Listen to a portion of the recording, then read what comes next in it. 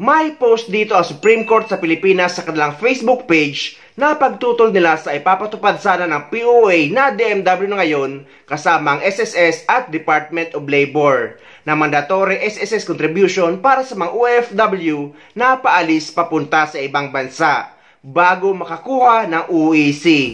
Ayon pa sa post ng Supreme Court, bagamat na dapat daw ay saklaw ng SSS o ng Social Security System ang mga OFW, pero labag sa batas ang saplitang pagpapabayad ng SSS contribution para makakuha ng UEC. May balita rin dito tungkol sa issue kaya mga OFW, makinig at manood kayo para alam nyo ang issue or updated na issue ngayon dahil baka pirahan kayo sa Pilipinas. Ibinasura po ng Supreme Court ang mandatory advance society o advance social security system payment ng overseas Filipino worker na paalis ng bansa.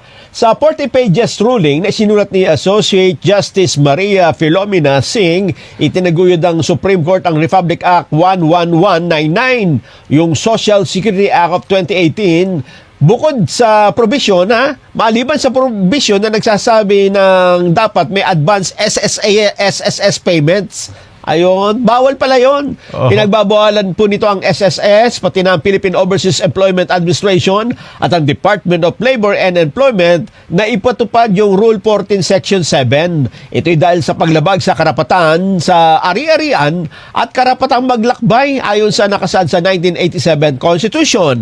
Ang provision ay sumisira ho sa mandato ng Constitution na protektahan ang karapatan ng mga manggagawa sa ibang bansa at itaguyod ang kanilang kapakanan. Para sa akin ay dapat naman talaga naguhulog ang mga OFW ng SSS contribution para kapag nagretiro sila ay meron silang pension. Gaya sa akin guys ay aktibo talaga ako naguhulog ng SSS contribution ko at lampas 11 years na akong naguhulog.